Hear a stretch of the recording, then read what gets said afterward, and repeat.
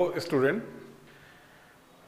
आपका स्वागत है दिशा आईएएस एकेडमी में।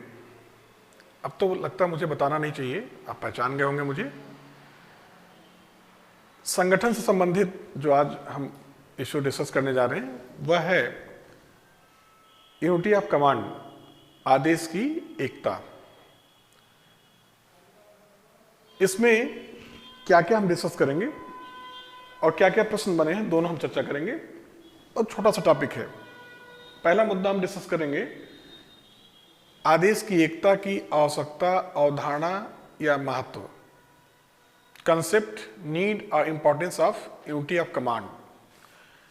दूसरा हम डिस्कस करेंगे रिलेवेंसी और challenges before unity of command. कई बार यूपीएससी में पूछा गया 2002 के पहले, और पीसीएस में पूछा गया कई बार, नेक्स्ट जो आपके एग्जामिनेशन हो रहे हैं, कि इसकी प्रासंगिकता क्या है, रेलेवेंसी, उसकी भी हम चर्चा करेंगे कि आदेश की एकता की प्रासंगिकता या चुनौती, चैलेंजेस और relevancy of unity of command. और फिर डिफरेंट एग्जाम्पल्स को दिखाते हुए फाइनली हम कंक्लूड करेंगे कि संगठन का यह जो सिद्धांत है वो रेलिवेंट है या नहीं है, प्रासंगिक है या नहीं है। पहले हम इस सिद्धांत के कंसेप्ट को समझें, फिर उसके बाद हम देखेंगे कि इसकी प्रासंगिकता कितनी है, क्या आज जो एडमिनिस्ट्रेटिव सिस्टम, प्रशासनिक व्यवस्था चल रही है, वह आदेश की एकता का पालन कर रहा है या नहीं कर रहा है। ढेर सारे मुद्दे हैं जिससे चर्चा इस लेक्चर के माध्यम से या वीडियो के माध्यम से मैं आपके साथ शेयर करने जा रहा हूं। चलिए आइए इस पॉपुलर कंसेप्ट को हम समझें। आदेश की एकता संगठन से संबंधित महत्वपूर्ण सिद्धांत है।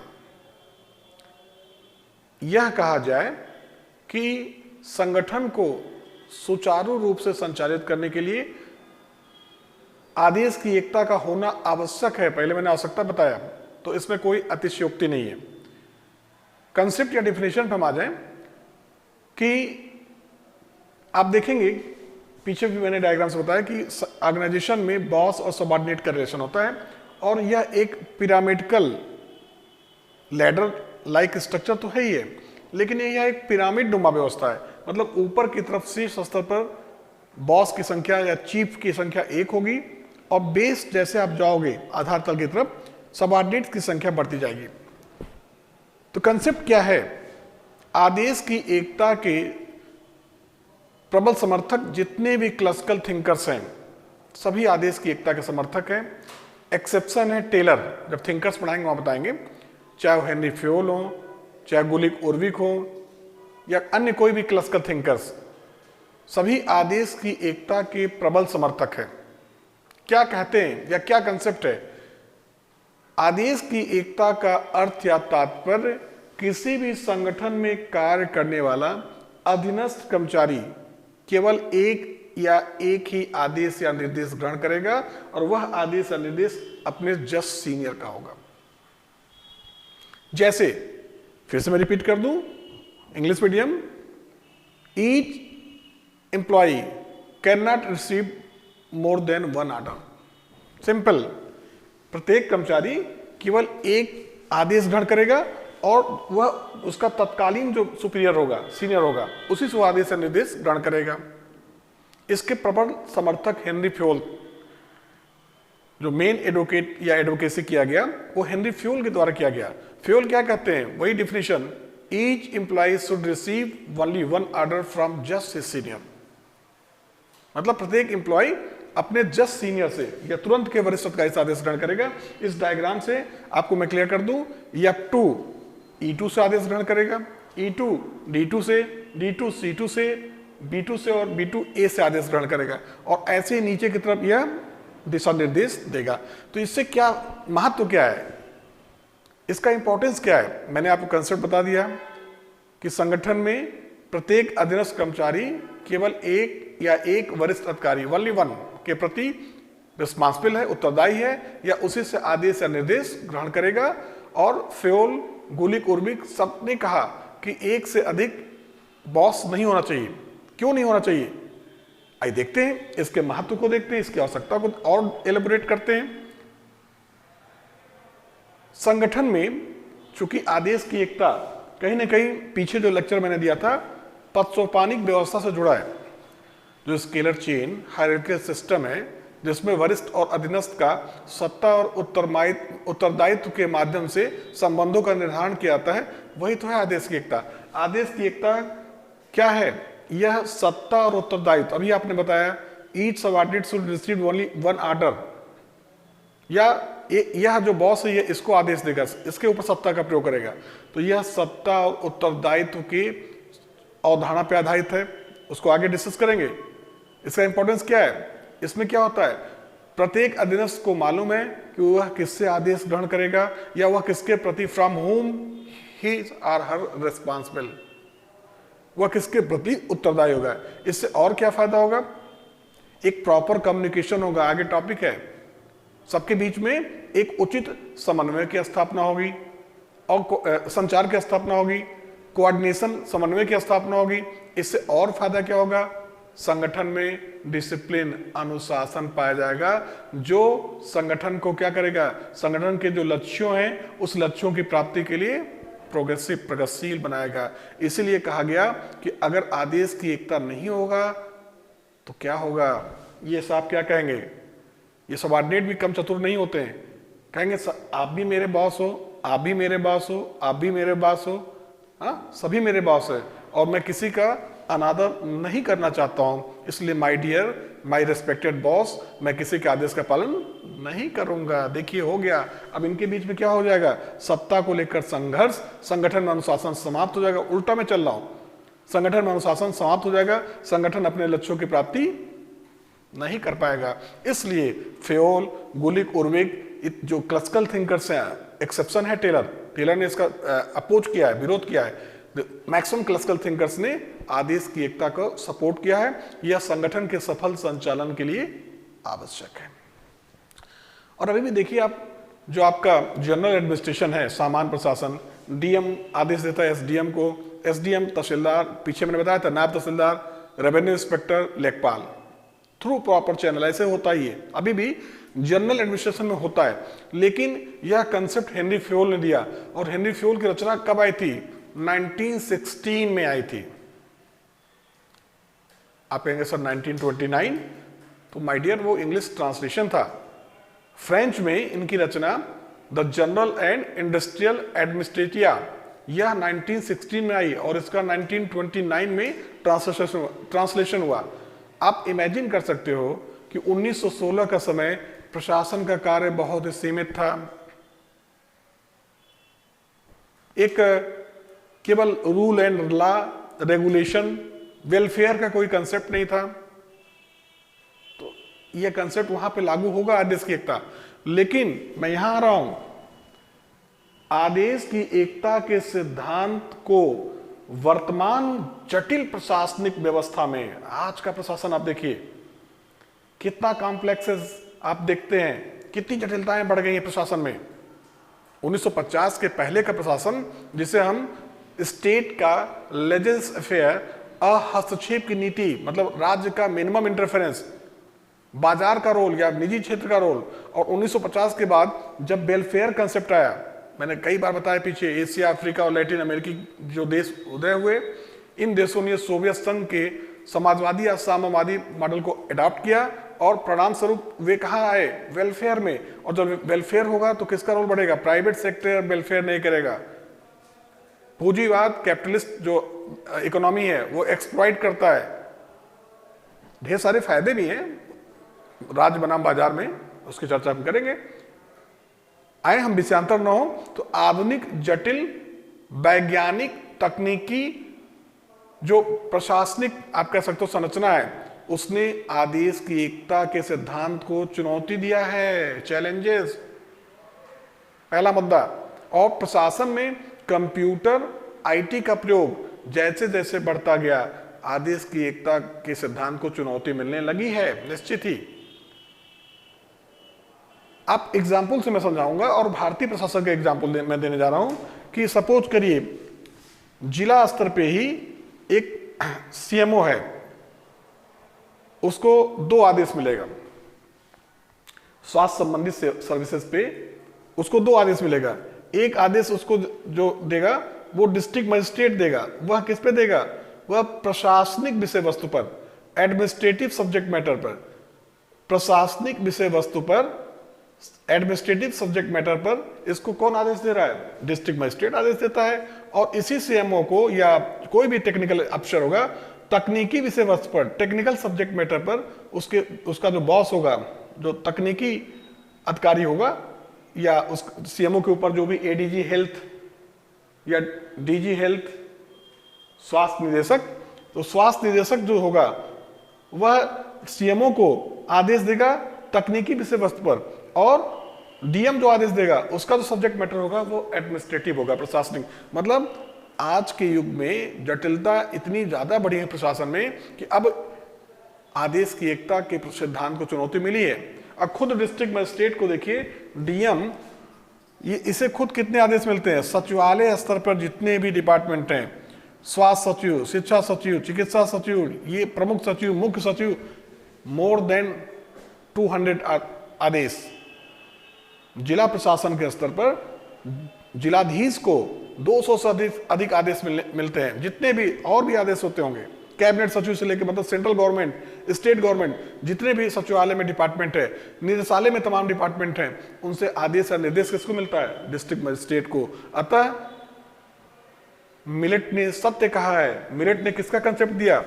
प्रसिद्ध विद्वान मिलेट ने कहा कि अब आदेश की एकता नहीं बल्कि दोहरा पर्यवेक्षण, दोहरा पर्यवेक्षण, ड्यूअल सुपरविजन। मिलेट ने ड्यूअल सुपरविजन का कंसेप्ट दिया। मतलब अब कम से कम एक सबऑर्डिनेट के ऊपर 2 पर्यवेक्षक होंगे, मतलब वह मिनिमम जो 2 जगहों से आदेश या निर्देश ग्रहण करेगा। वैज्ञानिक प्रबंधन के जनक, हालांकि क्लासिकल थिंकर्स हैं, कैटेगराइज करेंगे, टेलर, इन्होंने भी आदेश की एकता के सिद्धांत की आलोचना की है, क्रिटिसाइज किया है।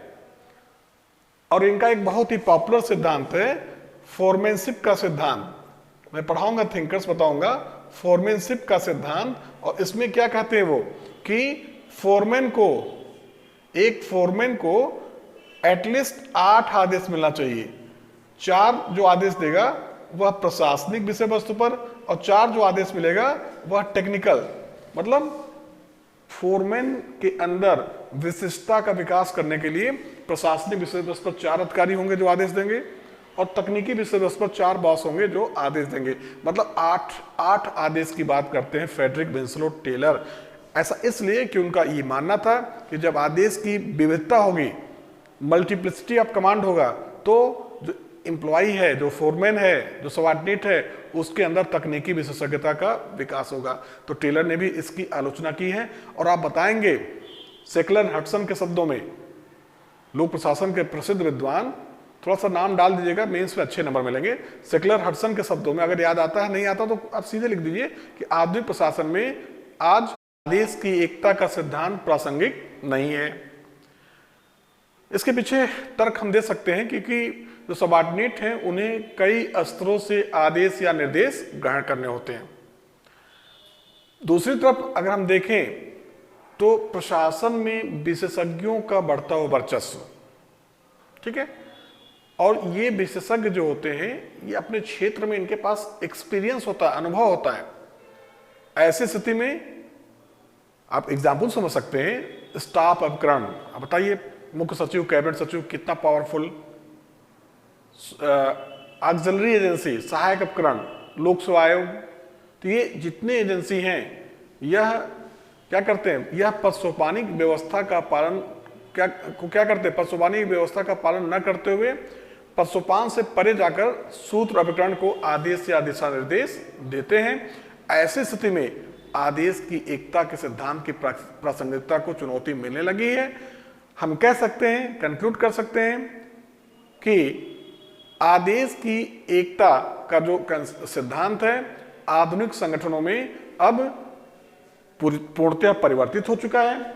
आदेश की एकता के स्थान पर अब दोहरा नियंत्रण जो मिलेट ने दिया था, और आधुनिक संगठनों में द्वैध नियंत्रण के स्थान पर बहुनियंत्रण की अवधारणा ज्यादा प्रासंगिक है। और हो सकता है यूपीएससी या पीएससी में एक नया प्रश्न बने कि वर्तमान संगठन में आदेश की एकता या दोहरे नियंत्रण के स्थान पर बहुनियंत्रण की अवधारणा है। कई जगहों से नियंत्रण होगा। नियंत्रण मीन्स आदेश देना, और अधीनस्थ किसी को नेग्लेक्ट नहीं कर सकता है, ही कैन नॉट नेग्लेक्ट। ऐसी स्थिति में अब आदेश की एकता का सिद्धांत को चुनौती मिली है, और उसके स्थान पर आपको मैंने बता दिया मल्टीपल कंट्रोल या मल्टीप्लिसिटी कमांड ऑफ मल्टीप्लिसिटी का कंसेप्ट ज्यादा पॉपुलर है। तो ये था एक छोटा सा इशू जो आपके सामने मैंने डिस्कस किया। अब जो मुद्दे हम लोग शेयर करेंगे वो होगा कि पद सोपान एक बार पूछा गया यूपी वगैरह में, आदेश की एक तो पद सोपान की तुलना, तो तुलना में क्या देखेंगे हम कि सिमिलरिटीज क्या है, डिससिमिलरिटीज क्या है, और फिर कंक्लूड कर लेंगे। और नेक्स्ट टॉपिक हम स्टार्ट करेंगे प्रत्यायोजन। तो एक चार्ट के द्वारा, ये जो चार्ट मैंने बताया बस 2 मिनट लगेगा, पद सोपान और आदेश की एकता की तुलना कर लें। पद सोपान आपको बताया कि सत्ता और उत्तरदायित्व के आधार पर वरिष्ठ और अधीनस्थ का संबंध है, और यही है। आदेश की एकता क्या कहता है कि सत्ता और उत्तरदायित्व के आधार पर वरिष्ठ और अधीनस्थ के संबंधों के माध्यम से प्रत्येक अधीनस्थ अपने वरिष्ठ जस्ट सीनियर के प्रति उत्तरदायी होगा। तो निश्चित ही दोनों एक दूसरे के क्या हैं, एसेंशियल। अगर हम कह दें कि आदेश की एकता पद सोपान का अनिवार्य घटक है, तो इसमें कोई अतिशयोक्ति नहीं होगा। पद सोपान व्यवस्था को मैंने बताया था, इसका मेरिट क्या है संगठन में, यह संचार की स्थापना, सत्ता के प्रत्यायोजन या हस्तांतरण, कोऑर्डिनेशन, तालमेल या समन्वय, पर्यवेक्षण, ठीक है, खुद आदेश की एकता का निर्धारण करना। तो ये सारी विशेषताएं किसकी हैं, पद सोपान की, और लगभग यही सभी विशेषताएं किसकी भी हैं, आदेश की एकता। आदेश की एकता का होगा तो ये आदेश की एकता अगर पाया जाएगा तो ये आपको मालूम होगा कि संगठन में कौन बॉस है, कौन सबऑर्डिनेट है, कौन किसको आदेश देगा, किससे आदेश ग्रहण करेगा, संचार कैसे होगा, रिपोर्टिंग कैसे होगी, कौन किसका पर्यवेक्षण करेगा। तो ये दोनों के बीच सिमिलरिटीज है। आप कह सकते हो आदेश की एकता, पद सोपान और आदेश की एकता क्या है, ऑलमोस्ट जो सांगठनिक सिद्धांत है एक दूसरे के पूरक हैं। लेकिन केवल आदेश की एकता के सिद्धांत से ही संगठन को नहीं चला सकता है। यहां पर थोड़ा सा मैं आपको बताना चाहूंगा, एक छोटा सा सिद्धांत है। अभी आपने देखा इसको यूनिटी ऑफ कमांड कहा, एक और सिद्धांत में बता रहा हूं आपको, यूनिटी ऑफ डायरेक्शन। हमेशा संगठन या पद सोपानिक संरचना में इसे हम कहते हैं निर्देश की एकता। तमाम समानताओं के बावजूद या एक दूसरे के पूरक होने के बावजूद आदेश की एकता और पद सोपान में कुछ डिफरेंसेस हैं। ये क्या साहब, ये है सेम डायग्राम मैंने आपको बता दिया, A, B2, B1, ये आपको डायग्राम दिया गया, E1, E2। अब ये क्या कह रहा है कि इमरजेंसी में, ध्यान रखिए सामान्य प्रशासन में नहीं, आकस्मिक परिस्थितियों में ईच सबऑर्डिनेट क्या करेगा, प्रत्येक अधीनस्थ के लिए वन प्लान, एक योजना होगी, one plan, one boss for each activity of an organisation, मतलब संगठन के एक्टिविटी ऑफ एन ऑर्गेनाइजेशन, मतलब संगठन के प्रत्येक क्रियाविधि के लिए, एक्टिविटी के लिए केवल एक प्लान होगा और एक बॉस होगा। मतलब अब ये E2 सीधे किसके प्रति उत्तरदायी होगा, ए के प्रति उत्तरदायी होगा। ये E1 किसके प्रति उत्तरदायी होगा, ये किसके पर डायरेक्ट, ये सारे जितने एम्प्लॉय होंगे वह एक चीफ के प्रति उत्तरदायी होगा, और पूरे संगठन के कार्य करने के लिए एक प्लान होगा। तो ये इमरजेंसी में पद सोपानिक व्यवस्था में आदेश की एकता के स्थान पर निर्देश की एकता का पालन किया जाता है। तो तमाम समानताएं हैं, कुछ सिमिलरिटीज हैं। इसको एक डिटेल मैंने कंपेरिजन कर दिया पद सोपान और आदेश की एकता का। तुरंत हम मिलते हैं छोटे से ब्रेक के बाद और चर्चा करेंगे। नेक्स्ट टॉपिक जो है वह है डेलीगेशन ऑफ अथॉरिटी या प्रत्यायोजन। Thank you so much.